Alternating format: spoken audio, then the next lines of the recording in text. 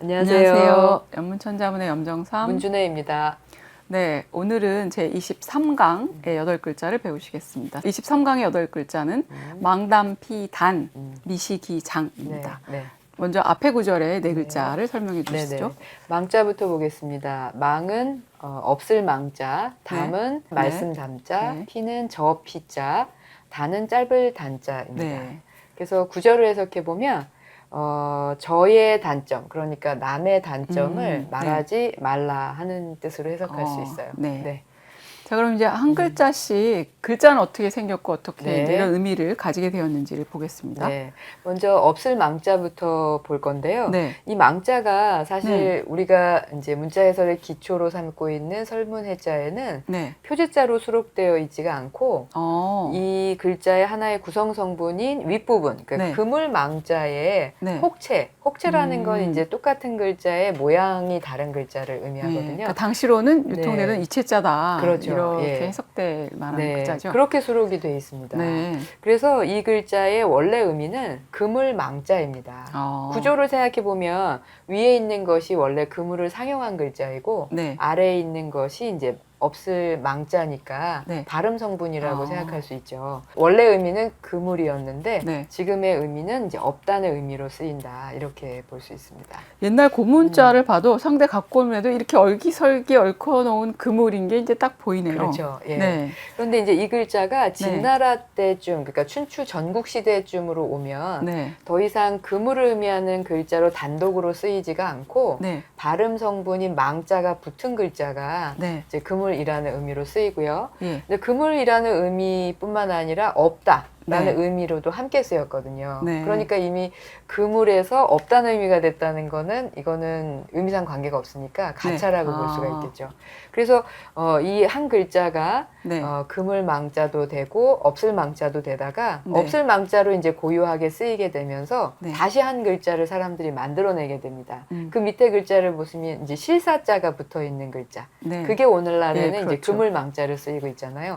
그래서 원래는 그물을 의미하던 상형자에 발음 성분이 망자가 붙어서 이 글자가 유통이 되다가 그 글자가 없다는 의미의 가차가 되면서 다시 본래 글자, 그물을 의미하는 글자를 위해서 새롭게 실사를 붙인 망자가 생겨났다, 이렇게 볼 수 있겠습니다. 그러니까 처음에는 이제 단순히 그물의 전체 상형의 글자였다가 없다는 뜻으로 가차해서 쓰이고 또 그물을 상용했던 단순한 글자가 더 이상 쓰이지 않게 되니까 그물을 뜻하는 복잡한 글자를 다시 한번 만들었다, 이런 뜻이네요. 그래서 이 문장에서는 없을 망자로 해석하는 게 맞겠습니다. 자, 그 다음에 글자는 이제 말씀 담자인데요. 말하다라는 의미입니다. 그래서 왼쪽에 있는 말씀 언부가 이제 의미를 나타내는 거고, 오른쪽에 있는 게 이게 불꽃 염자잖아요. 그렇죠. 그런데 이게 다른 글자하고 합쳐져서 이제 성부, 그러니까 소리 부분을 나타낼 때는 이게 보통 담자로 익힙니다. 우리가 물맑을 담자. 물수하고 염자가 합쳐져서 물맑을 담자가 되고. 그다음 입구변에 이게 염자가 붙으면 먹을 담자. 또 하나 있어요. 병질 엄부에 붙어 있으면 가래 담자. 가래 담자. 그래서 우리가 보통 이제 가래를 제거하는 약을 거담제라고 하잖아요. 그때 이 담자를 쓰시면 됩니다. 그러니까 독립적으로는 염으로 읽히지만 성부로 들어갔을 때는 담으로 읽히게끔 하는 그런 부분이네요. 그런 것 같습니다. 그래서 여기에서는 이제 말씀 담으로 읽으시면 되고, 그 다음에 이제 저 피자가 있는데요. 이거는 이제 피차라고 할 때 나 아닌 타인을 지칭하는 일종의 대명사잖아요. 그래서 이것도 사실은 뭔가를 그려내기가 어렵죠. 그려서 표현하기가. 그래서 이 글자의 근문의 형태를 보시면 왼쪽에 있는 이제 두인변이 없는 그냥 가죽 피자만 있어요. 그걸 가지고 자기가 아닌 남을 지칭하는 단어로 쓰다가 후에 이제 두인변을 넣어서 구분을 해준 것 같습니다. 그래서 원래는 가죽을 의미하는 글자로 남을 의미하는 의미를 나타내는 가차해서 쓰는 글자였다가 두인변을 붙인 독립된 글자가 됐다, 이렇게 볼 수 있겠습니다.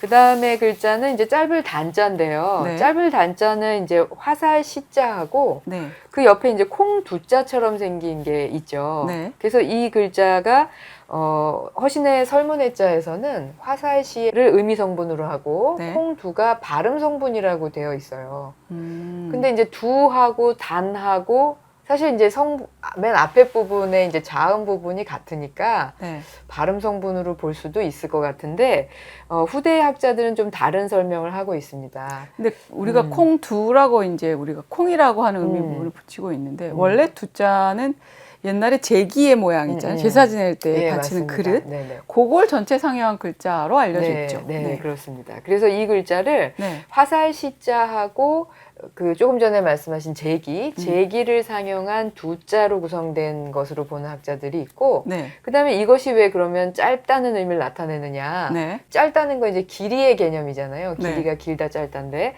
그래서 뭔가가 길고 짧은지를 기준이 있어야 되잖아요. 네. 그래서 화살을 가져다가 이게 그 화살 길이보다 긴지 아니면 짧은지 이걸 가지고 이제 길이를 정정했다는 거죠. 바로 잡았다는 거죠. 그래서 이것이 이제 짧을 단자가 됐다. 이렇게 이제 해석을 합니다. 근데 짧다는 뜻에서 왜 이게 우리가 이제 뒤에 구절에서 나오겠지만 장점, 단점 할 때 단점이다, 안 좋은 점이다 네. 이런 걸 나타내게 되죠. 뭔가 이제 기준이 되는 것보다 좀 짧다는 건 거기에 못 미친다는 것으로 이제 의미를 이해할 수 있으니까 그래서 이것이 이제 단점을 의미하는 거, 모자란 점이라는 의미에서 단점을 의미하는 글자도 되는 것 같습니다. 네. 그다음 네 글자는 안일 미자. 이거는 이제 본래 의미는 쓰러질 미라는 의미도 있는데요. 안일 미자로 본문에서는 풀어야 되겠습니다.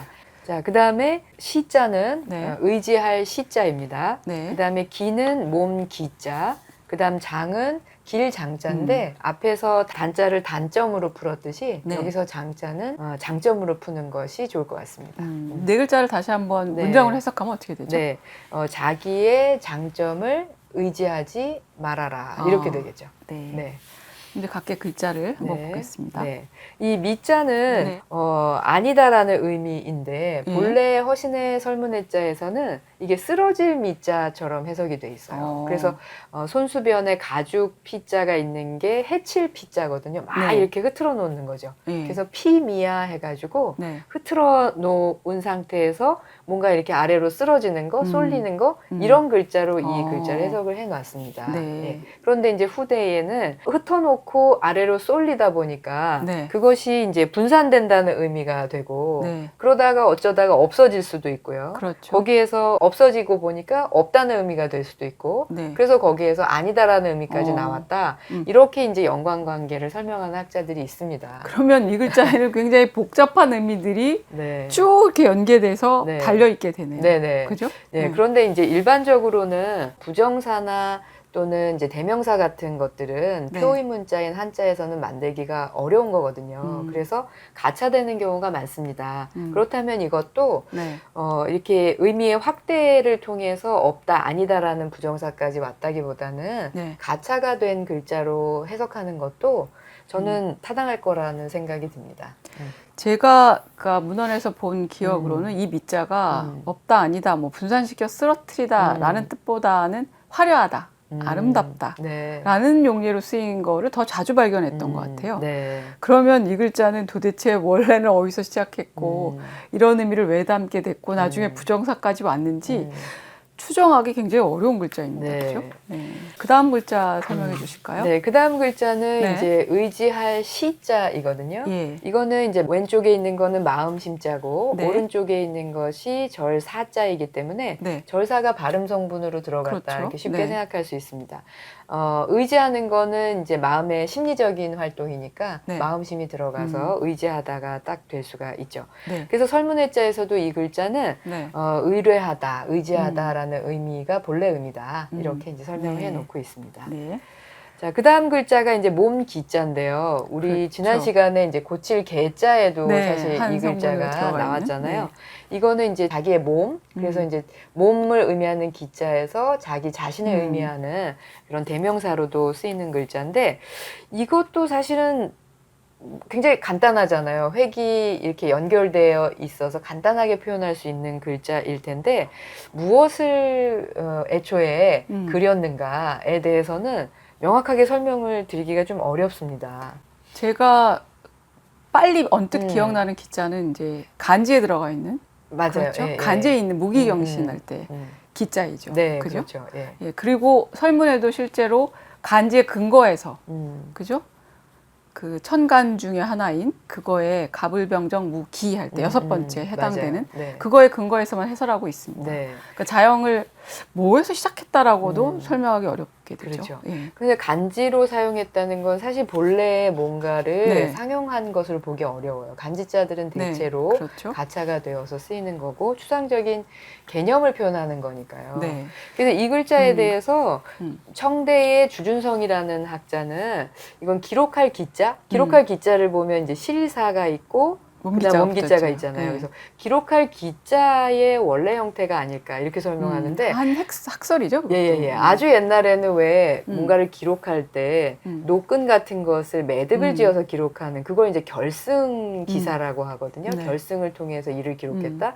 그래서 그때에 이제 결승이나 이런 걸 이용해 가지고 기록하는 일을 요 글자로 표현한 게 아닐까 하는 주준성의 학설이 있어요. 네. 근데 재미있는 뭐 해설이네요. 정확하게 알 수는 없습니다. 네, 우리가 알고 있는 간지의 10간 12지의 글자들은 이미 갑골문 시절부터도 네, 그게 맞아요. 확정이 됐었기 때문에 네. 굉장히 연원이 오랜 글자들이에요. 그렇죠. 네. 그때부터도 거의 우리가 지금 사용하고 있는 그런 글자 자형으로 네. 또 이미 사용이 정해져 있었다라고 네네. 봐야 되는 글자들이죠. 네. 그래서 여기에서는 네. 이미 몸 기자에서 자기, 타인과 대비되는 이제 자기를 의미하는 글자로 쓰였다 이렇게 보시면 되겠고요. 네. 마지막으로 장자 보겠습니다. 장자. 예, 나왔습니다. 장자는 네. 우리가 이제 길 장자, 길이가 길다라는 길이가 길다. 의미로 일단 네. 쓰이죠. 그런데 글자의 모양을 보시면 네. 갑골문을 보면은 이게 좀 재미가 있습니다. 네. 사람이 있는 것 같고요. 네. 그 다음에 사람의 머리 부분이 이렇게 머리털 같은 거, 머리카락 같은 것들이 표현이 되어 있고, 네. 사람이 손으로 뭔가 지팡이 같은 걸 들고 어. 있는 모습이거든요. 네. 지팡이를 들고 머리가 긴 사람? 그럼 누굴 떠올릴 수 있을까요? 나이가 좀 많은 사람인가요? 네. 머리를 안 잘랐다고 하면은 나이가 많은 사람이 머리가 길겠죠. 나이가 들면 머리가 물론 자라기도 하지만 많이 빠지죠. 네. 어쨌거나 만약 문제 선생님 얘기가 맞다면 이제 긴 머리를 가진 사람은 나이가 많은 사람이다라고 우리가 보통 이제 비례적으로 생각할 수 있는 거죠.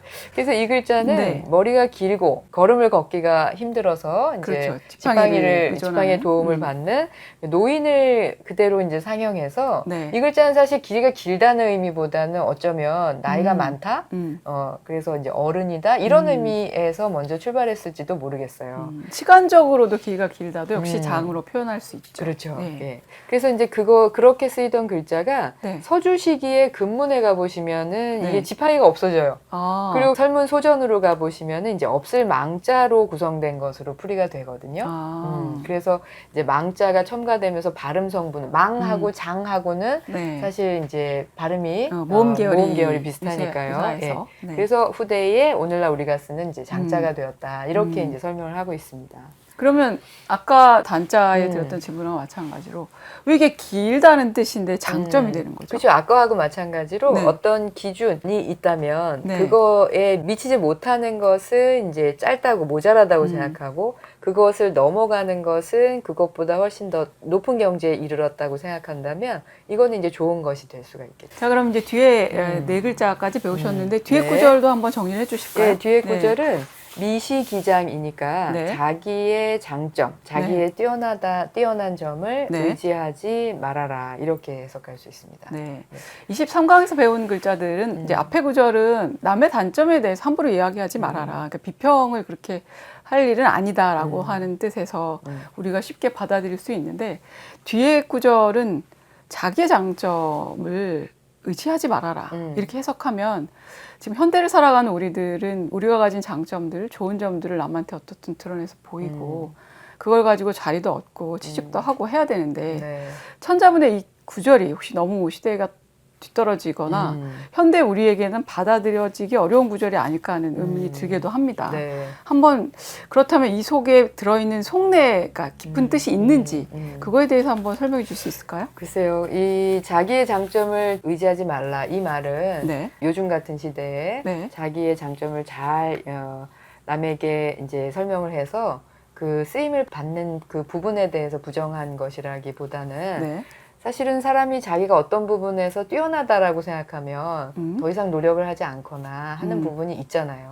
그래서 서경에도 보면 유기선하면 상궐선이라는 말이 있어요. 네. 그 말은 해석을 해보면 자기에게 이제 선이 있다고 여기면 그 선을 잃게 되기가 쉽다 이런 얘기거든요. 자기가 그러니까 맞다, 자기가 뛰어나다라고 여기는 순간부터 그렇죠. 자기의 뛰어남을 점차 잃게 된다는 거죠. 네. 그러니까 자기가 뛰어나다는 생각을 하는 순간 더 이상 노력을 하지 않아도 된다는 걸로 받아들여질 수도 있잖아요.